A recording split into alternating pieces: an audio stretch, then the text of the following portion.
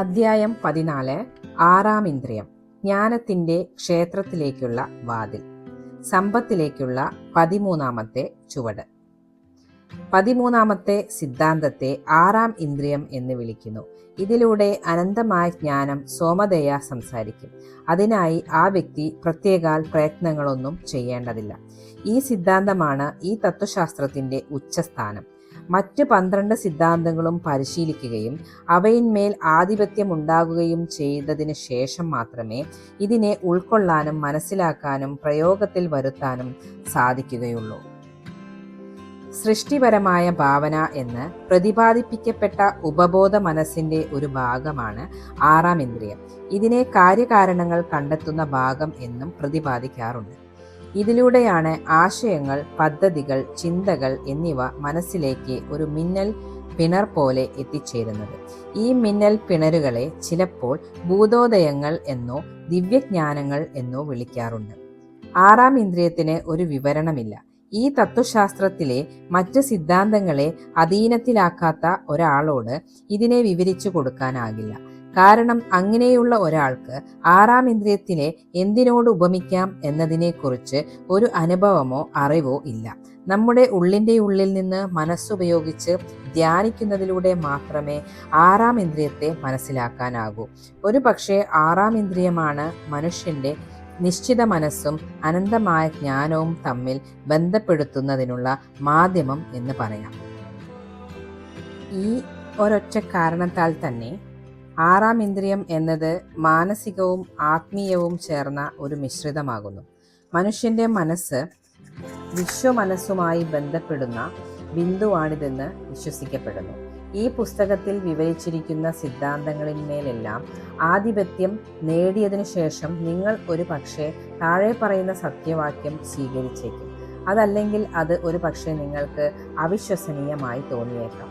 പ്രസ്താവം ഇതാണ്: ആറാം ഇന്ദ്രിയത്തിൻ്റെ സഹായത്തോടെ വരാനിരിക്കുന്ന അപകടങ്ങളെക്കുറിച്ച് നിങ്ങൾക്ക് സൂചന ലഭിക്കും. അങ്ങനെ അവയെ ഒഴിവാക്കാൻ നിങ്ങളെ സഹായിക്കും. അതുപോലെ തന്നെ വരാനിരിക്കുന്ന അവസരങ്ങളെക്കുറിച്ചും നിങ്ങളെ അറിയിക്കും. അതുവഴി അവയെ സ്വീകരിക്കാൻ നിങ്ങളെ തയ്യാറാക്കും. നിങ്ങളുടെ ആറാം ഇന്ദ്രിയത്തിൻ്റെ സഹായത്തോടെ നിങ്ങൾക്കരികിലെത്തുന്നത് നിങ്ങളെ സഹായിക്കാനും നിങ്ങൾ വിളിക്കുമ്പോൾ വിളിപ്പുറത്ത് വരാനും തയ്യാറുള്ള കാവൽ മാലാഖയാണ്. ജ്ഞാനക്ഷേത്രത്തിൻ്റെ വാതിൽ ഏത് സമയത്ത് വേണമെങ്കിലും അവർ നിങ്ങൾക്കായി തുറന്നു തരും. ഇതൊരു സത്യവാക്യമാണോ എന്നറിയണമെങ്കിൽ ഈ പുസ്തകത്തിലുള്ള നിർദ്ദേശങ്ങൾ പാലിക്കണം. അതല്ലെങ്കിൽ ഇതിനു സമാനമായ പ്രക്രിയകളിലൂടെ, മാർഗങ്ങളിലൂടെ കടന്നു പോകണം. ഈ ഗ്രന്ഥകർത്താവ് ദിവ്യാത്ഭുതങ്ങളിൽ വിശ്വസിക്കുന്നവനോ അതിനായി വാദിക്കുന്നവനോ അല്ല. പ്രകൃതി അതിൻ്റെ വ്യവസ്ഥാപിത മാർഗങ്ങളിൽ നിന്ന് ഒരിക്കലും വ്യതിചലിക്കില്ല എന്ന അറിവ് എന്നിലുണ്ട് എന്നത് മാത്രമാണ് ഇതിന് കാരണം. പ്രകൃതിയുടെ ചില നിയമങ്ങൾ മനസ്സിലാക്കാൻ വളരെ ബുദ്ധിമുട്ടുള്ള ഒന്നാണ്. അതുകൊണ്ട് തന്നെ അവ ദിവ്യാത്ഭുതങ്ങളായി തോന്നുന്നു. ഞാൻ അനുഭവിച്ചറിഞ്ഞതിൽ ദിവ്യാത്ഭുതത്തിനോട് ഏറ്റവും അടുത്ത് നിൽക്കുന്നത് ആറാം ഇന്ദ്രിയമാണ്. ഈ സിദ്ധാന്തം എങ്ങനെ പ്രവർത്തിക്കുന്നു എന്നതിനെക്കുറിച്ചുള്ള എൻ്റെ അറിവില്ലായ്മ ഒന്നുകൊണ്ട് മാത്രമാണ് എനിക്ക് അങ്ങനെ തോന്നുന്നത്. ഈ ഗ്രന്ഥകർത്താവിന് ഒന്നേ അറിയൂ: ഒരു കരുത്ത് നിലവിലുണ്ട്, അല്ലെങ്കിൽ ഒരു ആദ്യ കാരണം, അതുമല്ലെങ്കിൽ ജ്ഞാനം. അതാണ് അണുക്കളെ എല്ലാ വസ്തുക്കളിലേക്കും വ്യാപിപ്പിക്കുന്നത്. ഈ അനന്തമായ ജ്ഞാനമാണ് വിത്തിനെ മരമാക്കുന്നത്, വെള്ളത്തെ കുന്നിൻ ചെരുവിലൂടെ കുത്തിയൊലിപ്പിക്കുന്നത്, രാവിനു ശേഷം പകൽ വരുത്തുന്നത്, ശിശിരത്തിനു ശേഷം ഗ്രീഷ്മം വരുത്തുന്നത്. ഇതെല്ലാം സംഭവിക്കുമ്പോഴും അവ തമ്മിലുള്ള അകലം കൃത്യമായി സൂക്ഷിക്കും എന്നും അവയോരോന്നിനും അവയുടേതായ സ്ഥാനമുണ്ടെന്നും അവയോരോന്നും തമ്മിൽ ബന്ധമുണ്ടെന്നും ഉറപ്പുവരുത്തുന്നതും ഈ അനന്തമായ ജ്ഞാനം തന്നെ. ഈ ജ്ഞാനം ഉപയോഗിച്ച് ഈ തത്വശാസ്ത്രത്തിലെ സിദ്ധാന്തങ്ങൾ വഴി ഇച്ഛകളെ അതിൻ്റെ ഭൗതിക രൂപത്തിലേക്ക് പരിവർത്തിപ്പിക്കുന്നതിന് സഹായിയാക്കാം. അതിനെക്കുറിച്ച് പരീക്ഷണങ്ങൾ നടത്തിയിട്ടുള്ളതിനാലാണ് ഗ്രന്ഥകർത്താവിന് ഈ അറിവുള്ളത്. പരീക്ഷണം നടത്തുക മാത്രമല്ല, അനുഭവിച്ചറിഞ്ഞിട്ടുമുണ്ട്. കഴിഞ്ഞ അധ്യായങ്ങളിലൂടെ പടിപടിയായി നിങ്ങളെ ഈ അവസാന സിദ്ധാന്തത്തിൽ എത്തിച്ചിരിക്കുന്നു. ഇതിനു മുമ്പ് ചർച്ച ചെയ്ത സിദ്ധാന്തങ്ങളെല്ലാം നിങ്ങൾ പഠിച്ചെടുത്ത് അവയിന്മേൽ ആധിപത്യം സ്ഥാപിച്ചിരിക്കുന്നുവെങ്കിൽ സംശയമേതുമില്ലാതെ ഇവിടെ പ്രസ്താവിച്ചിരിക്കുന്ന അത്ഭുതകരമായ അവകാശവാദങ്ങൾ സ്വീകരിക്കാൻ നിങ്ങൾ തയ്യാറായിരിക്കുന്നു. എന്നാൽ മറ്റ് സിദ്ധാന്തങ്ങളിന്മേൽ ആധിപത്യമായിട്ടില്ലെങ്കിൽ ഈ അധ്യായത്തിൽ പറഞ്ഞിരിക്കുന്ന അവകാശവാദങ്ങൾ സത്യമോ മിഥ്യയോ എന്ന് തീരുമാനിക്കുന്നതിന് മുമ്പ് അവയിന്മേലൊന്ന് ആധിപത്യം സ്ഥാപിക്കുന്നത് നന്നായിരിക്കും. വീരനായകരെ ആരാധിക്കുന്ന പ്രായത്തിലൂടെ ഞാൻ കടന്നു പോയിക്കൊണ്ടിരുന്നപ്പോൾ അവരെ ഞാൻ അനുകരിക്കുന്നതായി കണ്ടു. അതിലുപരി വിശ്വാസം എന്ന ഘടകവും ഞാൻ കാണുകയുണ്ടായി. അതുവഴിയാണ് ഞാൻ എൻ്റെ ആദർശ നായകരെ അനുകരിക്കുന്നതെന്ന് കാണുകയുണ്ടായി.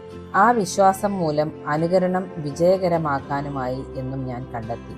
സാധാരണഗതിയിൽ അങ്ങനെയൊക്കെ ചിന്തിക്കേണ്ട പ്രായമൊക്കെ കഴിഞ്ഞുപോയെങ്കിലും വീരനായകാരാധന എന്ന എൻ്റെ ശീലം ഇപ്പോഴും പൂർണ്ണമായി എന്നിൽ നിന്ന് വിട്ടുമാറിയിട്ടില്ല. സത്യമായും മഹാന്മാരെ അനുകരിക്കുന്നത് നല്ലതാണെന്ന് എൻ്റെ അനുഭവം അറിയുന്നു. അവരുടെ വികാരങ്ങളും പ്രവൃത്തികളും അനുകരിക്കും. എത്ര അടുത്ത് അനുകരിക്കാനാകുമോ അത്രയും അടുത്ത് അനുകരിക്കുക.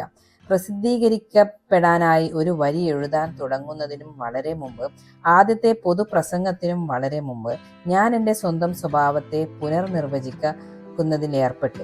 അതിനായി നല്ലവരായ മനുഷ്യരെ ജീവിതവും പ്രവർത്തനങ്ങളും ഞാൻ പഠിച്ചു.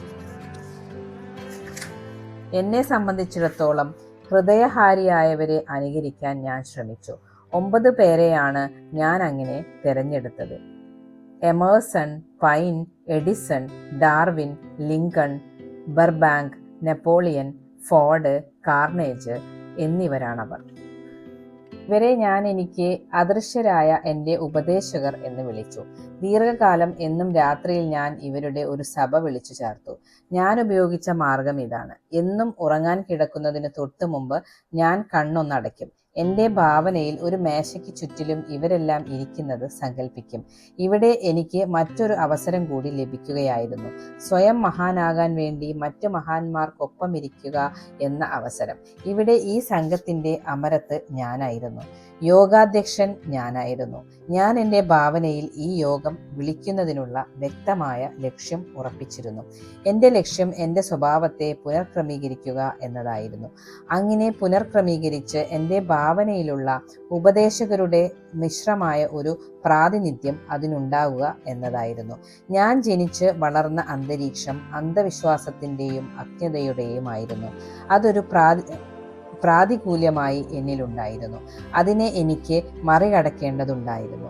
അതിനാൽ ഇവിടെ വിവരിച്ചിരിക്കുന്ന മാർഗങ്ങളിലൂടെ ഞാൻ എനിക്ക് തന്നെ ഒരു പുനർജന്മം നൽകുകയായിരുന്നു. ആത്മനിർദ്ദേശങ്ങളിലൂടെയുള്ള സ്വഭാവ രൂപീകരണം. മനഃശാസ്ത്രത്തിൽ അതീവ താല്പര്യമുള്ള ഒരു വിദ്യാർത്ഥി എന്ന നിലയിൽ മനുഷ്യർ ഇന്ന് എന്താണോ അങ്ങനെ ആയത് അവരിലുള്ള പ്രഭാവശാലികളായ ചിന്തകളും ഇച്ഛകളും മൂലമാണെന്ന് എനിക്കറിയാം. മനുഷ്യൻ്റെ ഉള്ളിലുള്ള ആഗ്രഹങ്ങൾ എല്ലാം തന്നെ പുറത്തേക്കൊഴുകാനും യാഥാർത്ഥ്യമാകാനും വെമ്പുന്നവയാണെന്നും എനിക്കറിയാം. സ്വഭാവ രൂപീകരണത്തിന് ഏറ്റവും നല്ല കരുത്തുള്ള ഘടകം ആത്മനിർദ്ദേശമാണെന്നും യഥാർത്ഥത്തിൽ അതിലൂടെ മാത്രമേ സ്വഭാവ രൂപീകരണം നടക്കുന്നുള്ളൂ എന്നും എനിക്കറിയാം.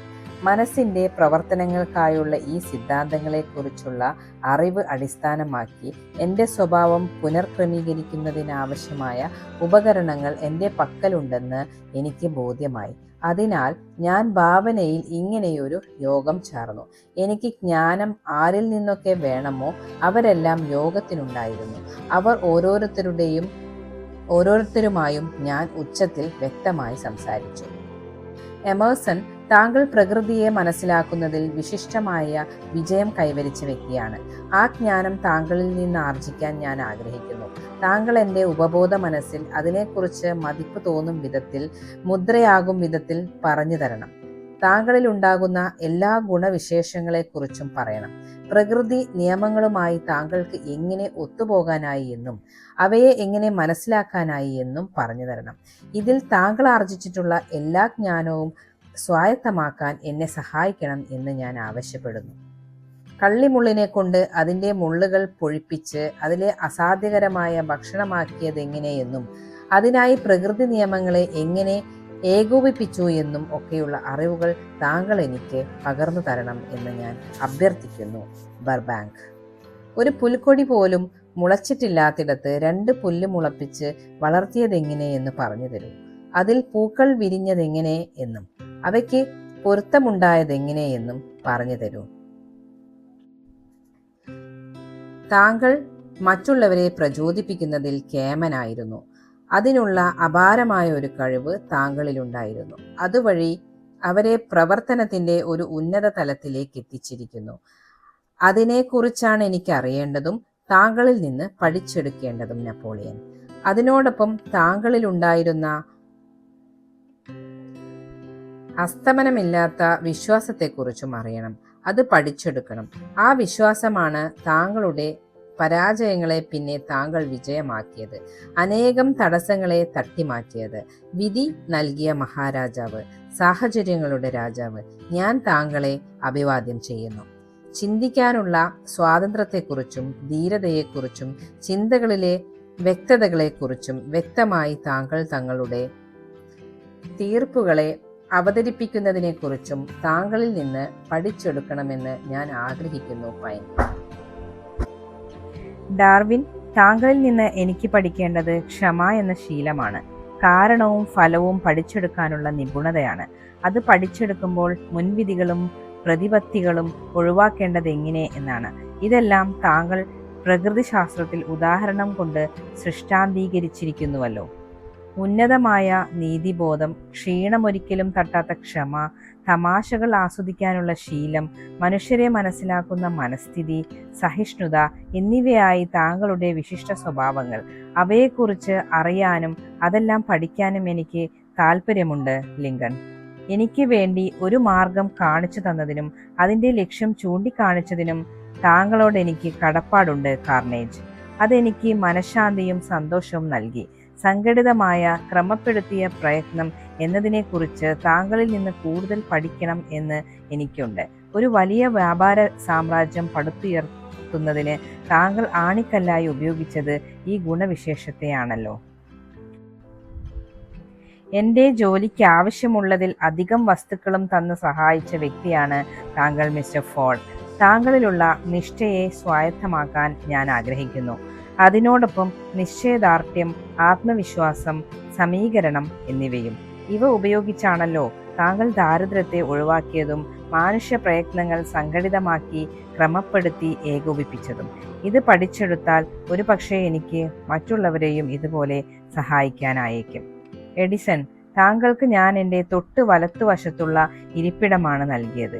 എൻ്റെ ഗവേഷണങ്ങളിലും വിജയപരാജയങ്ങളിലും താങ്കൾ എനിക്ക് വ്യക്തിപരമായി നൽകിയ സഹകരണമാണ് അതിന് കാരണം. വിശ്വാസം എന്ന അതിമഹത്തായ ശേഷിയാണ് താങ്കളിൽ നിന്ന് ആർജിക്കാൻ ഞാൻ ആഗ്രഹിക്കുന്നത്. അതുവഴിയാണ് താങ്കൾ അനേകം പ്രകൃതി രഹസ്യങ്ങൾ കണ്ടെത്തിയത്. അതിനോടൊപ്പം പരാജയത്തിൻ്റെ പടുകുഴിയിൽ നിന്ന് പോലും വിജയത്തിൻ്റെ കൊടുമുടിയിലെത്താൻ താങ്കളെ സഹായിച്ചിട്ടുള്ള അചഞ്ചലമായ കഠിനാധ്വാനത്തെക്കുറിച്ചും എനിക്ക് പഠിക്കണം. ഭാവനയിലെ ഈ യോഗത്തിൽ ഞാൻ ഇവരെ അഭിസംബോധന ചെയ്യുന്ന വിധത്തിൽ പലപ്പോഴും വ്യത്യാസങ്ങൾ ഉണ്ടാകാറുണ്ട്. ഓരോ സമയത്തും എനിക്ക് ഏതു സ്വഭാവവിശേഷത്തിനോടാണോ കൂടുതൽ താല്പര്യം തോന്നുന്നത് അതിനനുസരിച്ചായിരിക്കും അഭിസംബോധനയും. അവരുടെ ജീവിത കഥകൾ വളരെ ബുദ്ധിമുട്ടി ഞാൻ പൂർണ്ണമായും പഠിച്ചെടുത്തിട്ടുണ്ട്. ഇങ്ങനെ രാത്രി തോറും ഭാവനയിൽ യോഗം കൂടിയപ്പോൾ ഈ ചിത്രങ്ങൾ മിക്കവാറും യാഥാർത്ഥ്യമാകുന്നത് കണ്ട് ഞാൻ അത്ഭുതപ്പെടാൻ തുടങ്ങി. ഈ 9 വ്യക്തികൾക്കും അവരവരുടേതായ സ്വഭാവവിശേഷങ്ങൾ ഉണ്ടായിരുന്നു. അതെന്നെ അത്ഭുതപ്പെടുത്തി. ഉദാഹരണത്തിന്, ലിങ്കൺ എപ്പോഴും താമസിച്ചേ യോഗത്തിനെത്തിയുമായിരുന്നുള്ളൂ. വന്നാലും കുറച്ചു സമയം ഒറ്റയ്ക്ക് നിൽക്കും. വരുമ്പോൾ പുറകിൽ കൈകെട്ടി വളരെ സാവധാനത്തിൽ നടന്നാണ് വരിക. ഇടക്കൊന്ന് നിൽക്കും. കൈകൾ എൻ്റെ ചുമലിലൊന്ന് വെക്കും. മുഖം എപ്പോഴും ഗൗരവത്തിലായിരിക്കും. അദ്ദേഹം പുഞ്ചിരിക്കുന്നത് വളരെ അപൂർവമായേ ഞാൻ കണ്ടിട്ടുള്ളൂ. പിളർന്ന ഒരു രാഷ്ട്രം എന്ന ദുഃഖം എപ്പോഴും ആ മുഖത്ത് നിഴലിച്ചിരുന്നു. എന്നാൽ മറ്റുള്ളവരൊന്നും അങ്ങനെയായിരുന്നില്ല. ബർബാനും പൈനും ഉരുളക്കുപ്പേരി പോലെ പരസ്പരം കൊണ്ടും കൊടുത്തുമായിരുന്നു. ഇതുകൂടെയുള്ള മറ്റുള്ളവരുടെ അത്ഭുതപ്പെടുത്തി ഞെട്ടിച്ചു. ഒരിക്കൽ പൈൻ എന്നോട് കാരണങ്ങളുടെ കാലം എന്നൊരു പ്രബന്ധം തയ്യാറാക്കാൻ ആവശ്യപ്പെട്ടു. അത് പള്ളിയിൽ ചെന്ന് അൾത്താരയ്ക്ക് മുന്നിൽ നിന്ന് എല്ലാവരും കേൾക്കെ വായിക്കണം എന്നാവശ്യപ്പെട്ടു. ആ പള്ളിയിൽ പണ്ടൊക്കെ ഞാൻ പോകാറുണ്ടായിരുന്നു. ഈ നിർദ്ദേശം കേട്ട് യോഗത്തിലുണ്ടായിരുന്ന ചിലരൊക്കെ സന്തോഷിച്ചു, ചിരിച്ചു. എന്നാൽ നെപ്പോളിയൻ അത് അംഗീകരിച്ചില്ല. അദ്ദേഹം ശക്തമായൊന്ന് മുരണ്ടു. ഉച്ചത്തിൽ തന്നെ മുരണ്ടു. അത് കേട്ട് എല്ലാ കണ്ണുകളും അദ്ദേഹത്തിലേക്ക് തിരിഞ്ഞു. അദ്ദേഹത്തെ സംബന്ധിച്ചിടത്തോളം പള്ളി എന്നത് ഭരണകൂടത്തിന്റെ കാലാൾ മാത്രമാണ്. അതിനെ പരിഷ്കരിക്കേണ്ടതില്ല, ഉപയോഗിക്കുക മാത്രമേ ചെയ്യാവൂ. ജനങ്ങളെ എരികേറ്റാൻ സൗകര്യപ്രദമായ ഒരു പ്രവർത്തന മണ്ഡലമായി മാത്രം അതിനെ കണ്ടാൽ മതി. ഒരു ദിവസം ബർബാങ്ക് വൈകിയാണ് എത്തിയത്. വന്നപ്പോൾ മുതൽ വല്ലാത്ത ആവേശത്തിലായിരുന്നു. വൈകാനുള്ള കാരണം അദ്ദേഹം വിശദീകരിച്ചു. താൻ ചെയ്തുകൊണ്ടിരുന്ന ഒരു പരീക്ഷണമായിരുന്നു കാരണം. ഏത് തരം മരത്തിൽ നിന്നും ആപ്പിൾ പഴങ്ങൾ വിളയിക്കാം എന്ന പ്രക്രിയ വികസിപ്പിച്ചു കൊണ്ടിരിക്കുകയാണ് അദ്ദേഹം. പൈൻ അപ്പോൾ ഇടപെട്ട് അദ്ദേഹത്തെ കളിയാക്കി. ഒരാപ്പിളാണ് സ്ത്രീയും പുരുഷനും തമ്മിലുള്ള എല്ലാ പ്രശ്നങ്ങളും തുടങ്ങി വെച്ചത് എന്ന് ഓർക്കണം എന്ന് പറഞ്ഞു. അത് കേട്ട് ഡാർവിൻ ഉറക്കെ ചിരിച്ചു. കാട്ടിലേക്ക് ആപ്പിൾ എടുക്കാൻ പോകുമ്പോൾ ചുറ്റിലും സർപ്പങ്ങളുണ്ടോ എന്ന് നോക്കിക്കോളൂ എന്ന് പൈനിനോട് ആവശ്യപ്പെട്ടു. ആപ്പിളുകൾ ചിലപ്പോൾ വലിയ സർപ്പങ്ങളായി വളരാറുണ്ടെന്ന് പറഞ്ഞു. ഇത് കേട്ട് എമേഴ്സൺ പാമ്പില്ലെങ്കിൽ ആപ്പിളും ഉണ്ടാകില്ല എന്ന് പറഞ്ഞു. അപ്പോൾ ആപ്പിൾ ഇല്ലെങ്കിൽ രാഷ്ട്രവുമില്ല എന്നായി നെപ്പോളിയൻ. യോഗാവസാനം ഏറ്റവും ഒടുവിൽ മുറിയിൽ നിന്ന് പുറത്തിറങ്ങുക ലിങ്കണാണ്. അങ്ങനെ ഒരു ശീലം അദ്ദേഹം വളർത്തിയെടുത്തതായി എനിക്ക് തോന്നി. ഒരിക്കൽ അദ്ദേഹം കൈകൾ കൂട്ടിവെച്ച് മേശയിൽ ചാരിയിരുന്നു. അങ്ങനെ ഏതാനും മിനിറ്റുകൾ ഇരുന്നു. അദ്ദേഹത്തെ ശല്യപ്പെടുത്തണ്ട എന്ന് ഞാനും തീരുമാനിച്ചു. അവസാനം അദ്ദേഹം തല ഉയർത്തി സാവധാനത്തിൽ എഴുന്നേറ്റ് വാതിലിനരികിലേക്ക് നടന്നു. അവിടെ എത്തിയപ്പോൾ തിരിച്ചു നടന്ന് എൻ്റെ ചുമലിൽ കൈവച്ചു. താങ്കൾ താങ്കളുടെ ജീവിത ലക്ഷ്യവുമായി മുന്നോട്ട് പോരുന്നെങ്കിൽ അത് യാഥാർത്ഥ്യമാക്കാൻ ധൈര്യം വളരെയധികം വേണ്ടിവരും. എന്നാൽ ഒരു കാര്യം ഓർത്തിരിക്കണം, വൈഷമ്യങ്ങൾ നിങ്ങളെ മറികടന്നു പോകുമ്പോൾ സാധാരണക്കാരിലുള്ളത് സാധാരണ വിവേകം മാത്രമാണ്. വിപരീതങ്ങൾ വൈഷമ്യങ്ങളാണവ വളർത്തിയത്. ഒരിക്കൽ യോഗത്തിന് മറ്റുള്ളവരെല്ലാം എത്തുന്നതിനു മുമ്പേ എഡിസൺ എത്തി. നേരെ വന്ന് എൻ്റെ ഇടതുഭാഗത്തിരുന്നു. സാധാരണ അവിടെ ഇരിക്കാറുള്ളത് എമേഴ്സൺ ആണ്. വന്നിരുന്നയുടൻ താങ്കൾ ജീവിതത്തിന്റെ രഹസ്യം കണ്ടെത്തുന്നതിന് സാക്ഷിയാകാൻ പോകുന്നു. സമയമായാൽ ജീവിതമെന്നാൽ അത് ഊർജത്തിന്റെ വലിയ ശേഖരമാണെന്ന് കണ്ടെത്തലിന്, അതല്ലെങ്കിൽ അത് ഓരോ മനുഷ്യനും താൻ അങ്ങനെയാണെന്ന് ചിന്തിക്കുന്നത് പോലത്തെ വലിയൊരു സത്തയാണെന്ന കണ്ടെത്തലിന് നിങ്ങൾ സാക്ഷിയാകും. ആ നിരീക്ഷണം നിങ്ങളിലുണ്ടാകും. ജീവിതത്തിന്റെ ഈ സംഘാംഗങ്ങൾ തേനീച്ചകളെ പോലെ കൂട്ടുകൂടുന്നു. വേർപിരിയാൻ സമയമാകുന്നതുവരെ ഒന്നിച്ചിരിക്കുന്നു.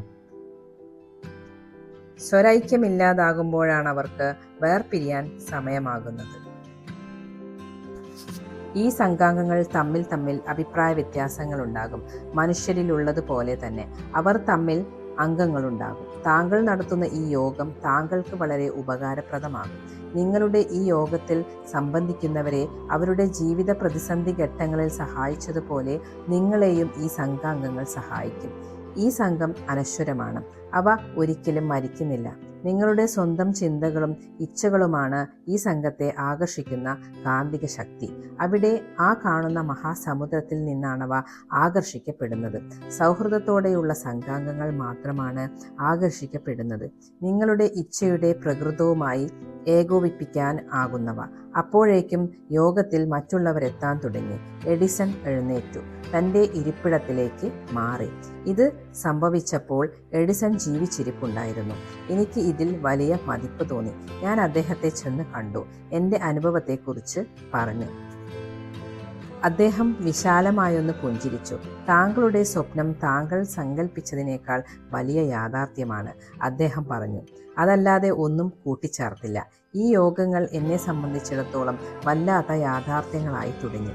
അവയുടെ അനന്തരഫലങ്ങളെ ഓർത്ത് ഞാൻ ഭയപ്പെടാനും തുടങ്ങി. പിന്നെ കുറേ മാസങ്ങൾ ഞാൻ അതിൽ നിന്ന് വിട്ടുനിന്നു. യോഗാനുഭവങ്ങൾ അലൗകികമായിരുന്നു. അതുകൊണ്ട് തന്നെ ഇത് വെറും ഭാവനാനുഭവമാണെന്ന യാഥാർത്ഥ്യത്തെ ഞാൻ മറന്നുപോയേക്കുമോ എന്ന ഭയം എന്നിലുണ്ടായി. അങ്ങനെ യോഗം കൂടുന്നത് അവസാനിപ്പിച്ച് 6 മാസം കഴിഞ്ഞ് ഒരു രാത്രിയിൽ ഞാൻ പെട്ടെന്ന് ഞെട്ടി ഉണർന്നു. അല്ലെങ്കിൽ ഞാൻ ഉണർന്നെന്ന് കരുതി. അപ്പോൾ ലിങ്കൺ എൻ്റെ മെത്തക്കരികിൽ നിൽപ്പുണ്ടായിരുന്നു. ഈ ലോകത്തിന് അധികം താമസിയാതെ നിങ്ങളുടെ സഹായം ആവശ്യമായി വരും. മനുഷ്യരിൽ വിശ്വാസം എന്നത് കെട്ടിപ്പടുക്കുന്ന അവസ്ഥയിലെത്തുന്ന ഒരു അലങ്കോലത്തിലേക്ക് അത് നീങ്ങിക്കൊണ്ടിരിക്കുകയാണ്. ലോകം പരിഭ്രാന്തമാകും. നിങ്ങൾ നിങ്ങളുടെ ജോലിയുമായി മുന്നോട്ട് പോകൂ, ആ തത്വശാസ്ത്രവുമായി. അത് പൂർണ്ണമാക്കൂ. അത് നിങ്ങളുടെ ജീവിത ദൗത്യമാണ്. അതിനെ എന്ത് കാരണവശാലായാലും അവഗണിച്ചാൽ പിന്നെ നിങ്ങൾ വെറും പ്രാകൃതനാകും. ആയിരക്കണക്കിന് വർഷങ്ങൾ നിങ്ങൾ ജീവിച്ചതിലൂടെയെല്ലാം വീണ്ടും കടന്നു പോകേണ്ടി വരും. അതെല്ലാം വീണ്ടും കണ്ടെത്തേണ്ടി വരും. പിറ്റേന്ന് പ്രഭാതത്തിൽ ഞാൻ ഇതൊരു സ്വപ്നം കണ്ടതാണോ അതോ യഥാർത്ഥത്തിൽ സംഭവിച്ചതാണോ എന്ന് എനിക്ക് തിരിച്ചറിയാനായില്ല. ഞാൻ ഉണർന്നിരിക്കുകയായിരുന്നു. അതിനുശേഷവും അതെനിക്ക് കണ്ടെത്താനായിട്ടില്ല. എങ്കിലും അതൊരു സ്വപ്നമായിരുന്നുവെങ്കിൽ അത് എന്നും എൻ്റെ മനസ്സിൽ തെളിമയോടെ നിലനിൽക്കുന്നു. ഞാൻ പിറ്റേന്ന് മുതൽ എൻ്റെ യോഗങ്ങൾ പുനരാരംഭിച്ചു. അടുത്ത യോഗത്തിന് അംഗങ്ങളെല്ലാം ഒന്നിച്ചാണെത്തിയത്. അവർ മേശയ്ക്ക് ചുറ്റിലും അവരുടേതായ സ്ഥാനങ്ങളിൽ ഇരുന്നു. ലിങ്കൺ ഗ്ലാസ് ഉയർത്തി. മാന്യരെ, നമ്മുടെ സംഘത്തിലേക്ക് മടങ്ങിയെത്തിയ അംഗത്തിനു വേണ്ടി നമുക്കൊരു ടോസ്റ്റ് ആകാം എന്ന് പറഞ്ഞു. അതിനുശേഷം ഞാൻ ആ സംഘത്തിലേക്ക് മറ്റു ചിലരെ കൂടി ചേർത്തു. ഇന്ന് അതിൽ 50ഓളം ആളുകളുണ്ട്. യേശു ക്രിസ്തു, Saint Paul, Galileo, Copernicus, Aristotle, Plato, Socrates, Homer, Voltaire, Bruno, Spinoza, Drummond, Kant, Schopenhauer, Newton, Confucius, Elbert Hubbard, Brand, Ingersoll, Wilson, William James. ഇതിനെക്കുറിച്ച് പറയാൻ എനിക്ക് ധൈര്യം ലഭിക്കുന്ന ആദ്യ അവസരമാണിത്. ഇതുവരെയും ഞാൻ ഇതിനെക്കുറിച്ച് മൗനം അവലംബിച്ചു.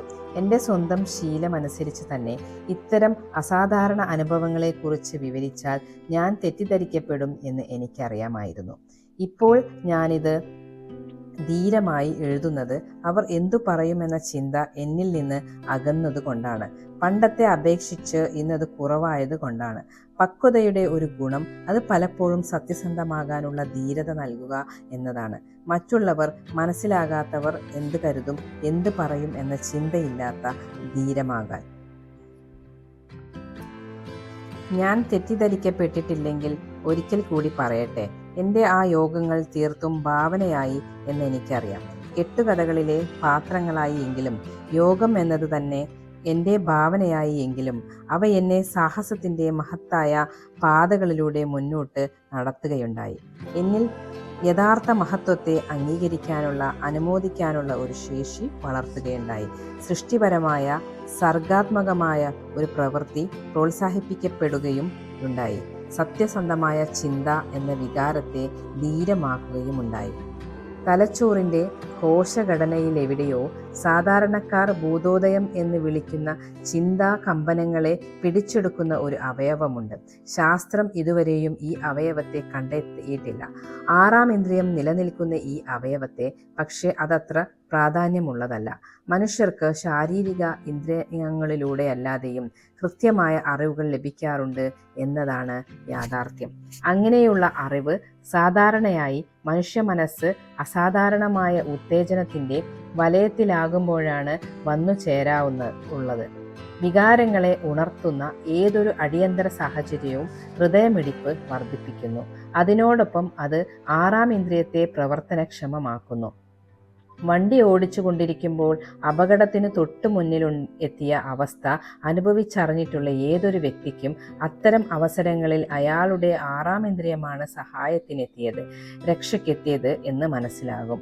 ഒരു നിമിഷാർദ്ധത്തിൽ സഹായത്തിനെത്തി അപകടത്തിൽ നിന്ന് രക്ഷപ്പെടുത്തിയത് എന്ന് മനസ്സിലാകും. ഈ യാഥാർത്ഥ്യങ്ങൾ ഞാൻ ഒരു പ്രസ്താവനയാക്കുന്നു, ഒരു പ്രാഥമിക പ്രസ്താവം. എൻ്റെ ഈ അദൃശ്യ ഉപദേശകരുമായുള്ള യോഗങ്ങളിൽ മനസ്സ് 6ാം ഇന്ദ്രിയത്തിലൂടെ എന്നിലേക്കെത്തുന്ന ആശയങ്ങളെ, ചിന്തകളെ, അറിവുകളെ സ്വീകരിക്കാൻ ഏറ്റവും സജ്ജമായിരിക്കുന്ന അവസ്ഥയിലാകുന്നത് ഞാൻ അറിയുന്നുണ്ട്. പ്രചോദനങ്ങളിലൂടെ എനിക്ക് ലഭിച്ച ഇത്തരം ആശയങ്ങൾക്ക്, യാഥാർത്ഥ്യങ്ങൾക്ക്, അറിവിന് ഞാൻ പൂർണ്ണമായും എൻ്റെ അദൃശ്യ ഉപദേശകരോട് കടപ്പെട്ടിരിക്കുന്നു എന്ന് എനിക്ക് സത്യസന്ധമായി പറയാനാകും. ജീവിതത്തിൽ പലപ്പോഴും വലിയ അടിയന്തര സാഹചര്യങ്ങളും നേരിടേണ്ടി വന്നിട്ടുണ്ട്. അവയിൽ പലതും എൻ്റെ ജീവനെ തന്നെ അപകടപ്പെടുത്തുന്നവയായിരുന്നു. അപ്പോഴൊക്കെ ഈ വൈഷമ്യങ്ങളിൽ നിന്ന് പുറത്തു കടക്കാൻ സഹായിച്ചതും അതിന് വഴികാട്ടിയതും എൻ്റെ അദൃശ്യ ഉപദേശകരുടെ സ്വാധീനമായിരുന്നു. ആത്മനിർദ്ദേശത്തിലൂടെ ഞാൻ ആർജിക്കാൻ ലക്ഷ്യമിട്ടിരിക്കുന്ന ചില സ്വഭാവ വിശേഷങ്ങൾ നേടിയെടുക്കാനായി എൻ്റെ സ്വന്തം ഉപബോധ മനസ്സിനെ തൃപ്തമാക്കുക എന്ന ഏക ലക്ഷ്യത്തോടെയാണ് ഞാനിങ്ങനെ ഭാവനയിൽ ഒരു യോഗം കൂടി തുടങ്ങിയത്. എന്നാൽ അടുത്തിടെയായി എൻ്റെ ഈ പരീക്ഷണം പുതിയൊരു പാത തന്നെ സ്വീകരിച്ചിരിക്കുന്നു.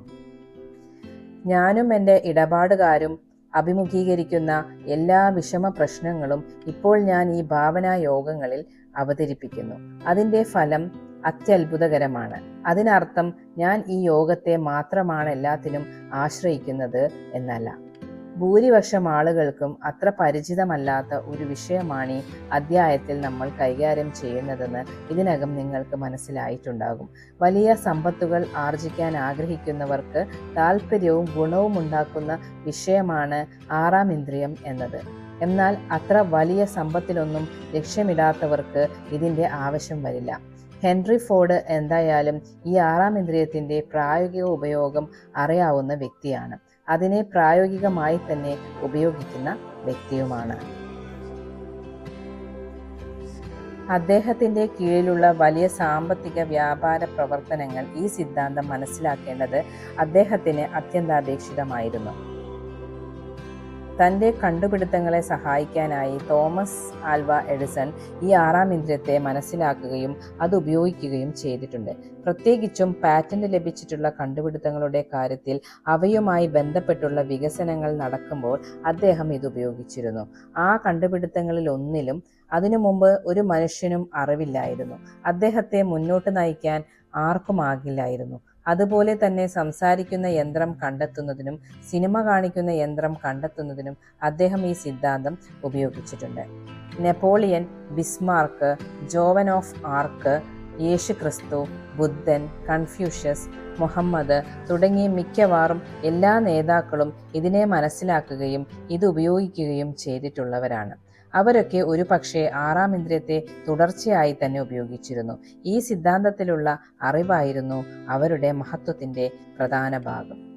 പെട്ടെന്നെടുത്ത് അണിയാവുന്ന ഒന്നല്ല, സ്വന്തം ഇഷ്ടത്തിനനുസരിച്ച് അണിയാവുന്ന ഒന്നല്ല ആറാം ഇന്ദ്രിയം എന്ന് പറയുന്നത്.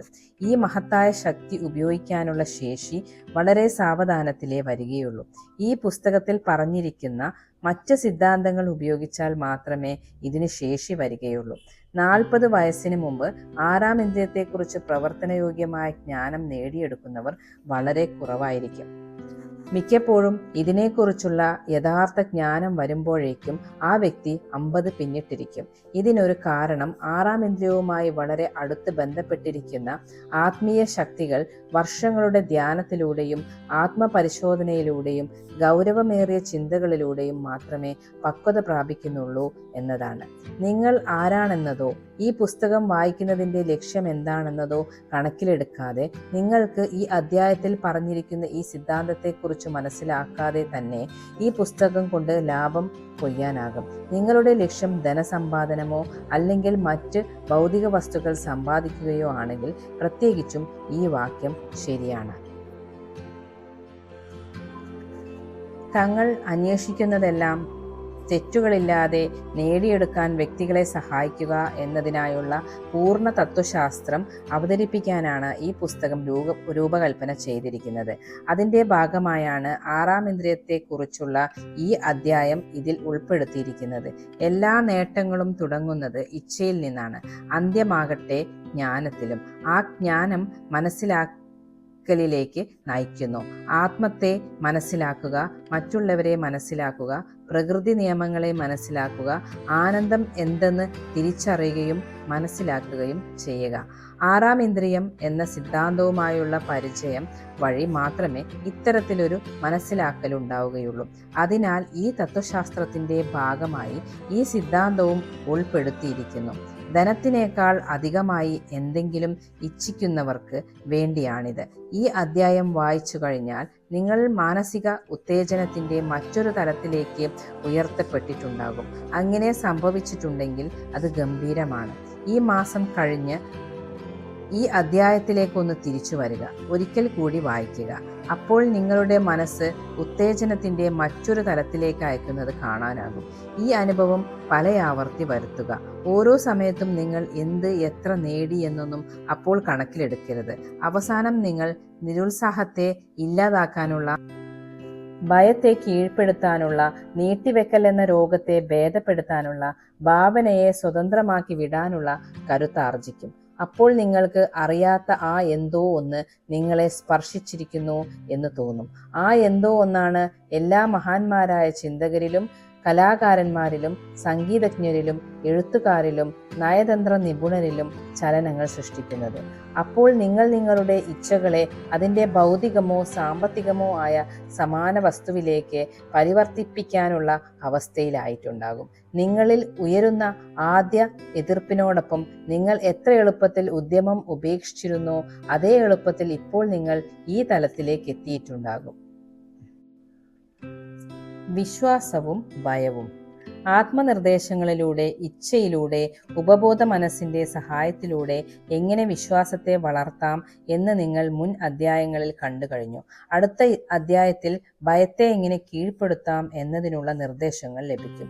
നിരാശ, ശൗര്യക്കുറവ്, നീട്ടിവെക്കൽ, താല്പര്യമില്ലായ്മ, തീരുമാനങ്ങൾ എടുക്കായിക, ഉത്കർഷേച്ഛയില്ലായ്മ, സ്വാശ്രയശീലം, ഉപക്രമം, ആത്മനിയന്ത്രണം, ആവേശം എന്നിവയുടെയെല്ലാം കാരണം 6 തരത്തിലുള്ള ഭയങ്ങളാണ്.